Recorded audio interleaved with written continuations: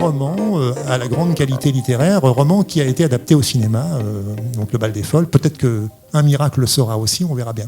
En tout cas, merci d'être là, Victoria Mas. Et beaucoup de questions peut-être en une, mais je vous passe la parole. Je suis très heureux de vous rencontrer. Merci, moi aussi. Merci à vous d'être ici et de ne pas profiter de ce très beau soleil que vous avez à l'extérieur. Voilà. Donc, merci d'être là. Alors, la question...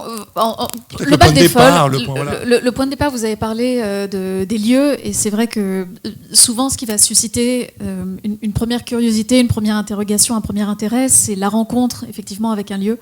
J'aime dire que les lieux sont les gardiens de mémoire au pluriel, que les lieux sont voilà, des temples historiques qui racontent des histoires si on s'attarde juste un tout petit peu à tendre l'oreille et à écouter ce qu'ils ont à nous raconter. Donc au final, c'est vrai que c'est moins l'imagination chez moi qui joue que l'idée d'aller creuser, d'aller fouiller, d'aller retourner des pierres ou d'aller voir derrière certaines briques ou certains murs ce qui s'est passé, ce qu'ils racontent, ce qu'ils portent en mémoire, et essayer de le retranscrire aussi justement que possible. Alors, pour ceux qui ont lu, effectivement, le Bal des Folles se déroule à la fin du 19e siècle à Paris, à l'Hospice, à l'époque de la Salpêtrière, qui est un lieu que j'ai découvert par hasard, aux alentours de 2017, en accompagnant un ami aux urgences, et n'aimant pas du tout, évidemment, les hôpitaux, enfin, qui aiment les hôpitaux de toute façon, je suis restée à l'extérieur et j'ai pu découvrir cette sorte de quartier au sein d'un quartier de Paris, avec vraiment sa propre chapelle, avec un dôme noir, sombre, immense, écrasant, avec son parc, avec ses rues, avec... au final, c'était vraiment voilà, un quartier, enfin, les bars en moins. Mais quelque chose dans l'architecture, dans l'atmosphère, dans l'énergie du lieu m'a voilà, intéressée et m'a intriguée. Et tout simplement, en regardant, enfin, en m'intéressant à l'histoire de l'Hospice de la Salpêtrière, j'ai découvert que la construction...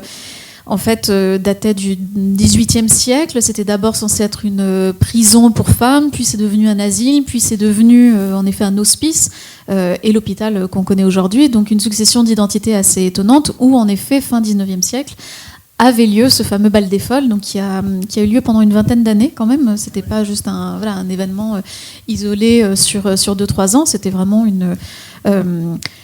au-delà d'une pratique, l'événement voilà, annuel au sein de la Salpêtrière où c'était voilà, un hospice pour femmes, alors où étaient internées la plupart d'entre elles contre leur gré, voilà, des femmes qui pour certaines souffraient véritablement de maladies psychiques, mais qui pour certaines en fait subissaient la décision, l'autorité de leurs parents, de leur famille, parce que trop indépendantes, parce que trop autonomes, ou parce que au contraire un peu dépressives, un peu mélancoliques. Mais bon, les sujets les plus futiles valaient en effet à ces femmes de se retrouver derrière ces murs.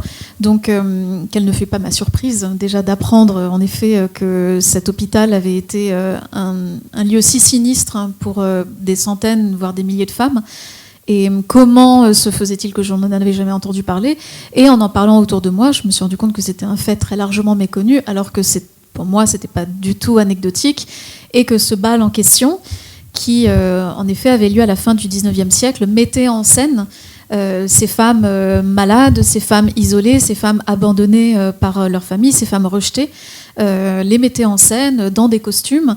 Et le tout Paris se pressait pour côtoyer ces folles de près. Donc, je pense que le point de départ, en effet, a été le lieu, mais ça a aussi été la découverte de l'existence de ces femmes qui m'avaient précédée, pour lesquelles j'ai ressenti une profonde empathie, dont je me sentais pas l'héritière, mais dont je me sentais liée d'une certaine façon, puisque toutes les femmes qui nous ont précédées, d'une certaine façon, nous en portons l'héritage.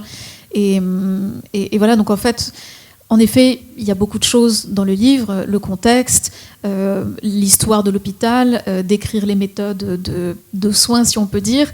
Mais pour moi, c'était simplement essayer de mettre en lumière en fait, ces récits de femmes oubliées, méconnues, qui n'ont jamais pu s'exprimer parce que la plupart d'entre elles étaient illettrées. Donc, voilà, il n'y a pas de témoignage direct, si ce n'est celle dont on a un peu entendu parler, à savoir Augustine, qui était une patiente très connue du docteur Charcot, ou Blanche Whitman, une autre également, mais on n'a pas de témoignage direct de ces femmes, donc j'ai essayé de de me poser la question de quelle serait leur voix si elles pouvaient parler aujourd'hui, en tout cas simplement raconter leur histoire, de leur point de vue. Et c'est ce qui m'a accompagnée pendant assez longtemps. Oui. Et là, le romanesque, évidemment, rentre en scène, l'imagination, avec 4 personnages, on va dire, principaux. Geneviève, qui est infirmière en chef, qui est restée célibataire, qui a été meurtrie, on peut le dire, parce que assez progressivement, on voit qu'elle écrit des lettres à sa sœur, donc sa sœur qui a disparu. Enfin voilà. Et ensuite, il y a Thérèse, qui est une ancienne prostituée qui est internée depuis très longtemps, qui est là depuis 20 ans. Louise, qui a subi, par son oncle, a été violée par son oncle alors quand elle était jeune, qui est aussi souvent pris comme modèle, si je puis dire, quand Charcot vient faire des démonstrations, les présentations publiques de malades. Et donc Eugénie Cléry, que j'évoquais brièvement, qui est envoyée par son père, vous l'avez très bien dit, à la Salpêtrière, donc parce qu'elle communique, elle a cette capacité à communiquer avec les défunts.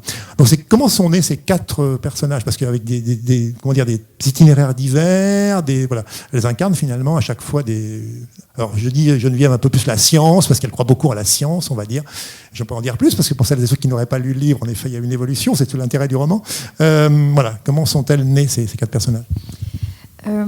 Oui, effectivement, l'idée c'était d'avoir plusieurs archétypes au final féminins qui représentaient la femme parisienne au XIXe siècle, mais en tout cas dans ce contexte-ci, à la fois la patiente qui arrive de l'extérieur et qui découvre, toutes les femmes connaissaient la Salpêtrière et leur hantise ou cette épée de Damoclès qu'il y avait au-dessus de leur tête, c'était un jour d'être envoyées contre leur gré entre les murs de cet hôpital.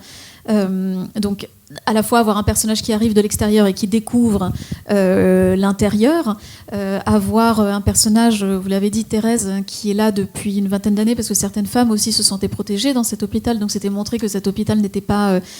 rien n'est jamais ni blanc ni noir, et il protégeait aussi certaines femmes, il représentait un lieu de sécurité par rapport aux violences extérieures qu'elles avaient subies. Le personnage de Louise est inspiré évidemment d'Augustine, puisqu'elle veut devenir la nouvelle patiente en vue du docteur Charcot, ce qui déjà en soi en fait est un terme problématique, parce que c'est vrai qu'Augustine était une patiente célèbre, et le terme patient célèbre semble quand même aujourd'hui de nos jours un peu étonnant. Mais c'est vrai que je suis partie du personnage principal, en tout cas du personnage premier, celui de l'intendante qui est Geneviève, pour celles et ceux qui ont lu le livre, parce que je voulais pas partir du point de vue d'une patiente pour éviter de tomber dans le pathos, pour éviter d'avoir une succession de scènes tristes, terribles, déplorables, pathétiques, dans lesquelles on allait au final voir et suivre tous les traitements douloureux, non éthiques que ces femmes subissaient, mais je voulais pas que le livre soit lourd non plus.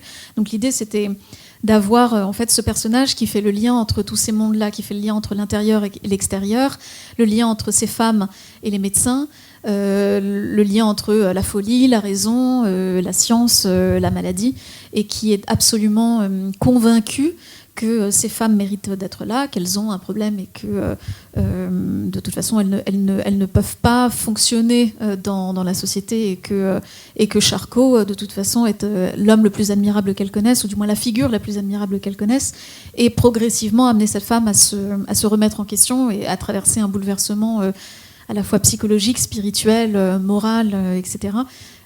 C'est souvent ce qui j'aime l'idée d'avoir un personnage qu'on va venir ébranler et secouer de toutes parts jusqu'au fin fond de son être, et être l'amener à traverser, à changer son regard au final sur ces femmes. Donc le personnage de Geneviève, c'est vraiment elle qui est née en premier. Et après, il fallait un personnage en opposition à elle, donc Eugénie Cléry, celle qui arrive de l'extérieur et qui va pouvoir toucher, ou du moins comprendre sa blessure intime, et avoir des personnages tout autour qui représentaient les femmes qu'on pouvait voir, même ne serait-ce que en arrière-plan en fait, à la Salpêtrière. Et ça a été des semaines de recherche aussi pour être au plus près de la réalité historique aussi, parce qu'il y avait cette responsabilité-là, c'était de ne pas dire n'importe quoi non plus, et d'être au plus près de ce que ces femmes pouvaient vivre, leurs conditions d'internement, ce qu'elles mangeaient, comment elles étaient soignées, quelles étaient les maladies qu'on leur attribuait. Voilà. Donc c'était être le plus juste et le plus respectueux possible. Merci Victoria Mas d'être Merci venue. à vous. Je vous invite à poursuivre la discussion.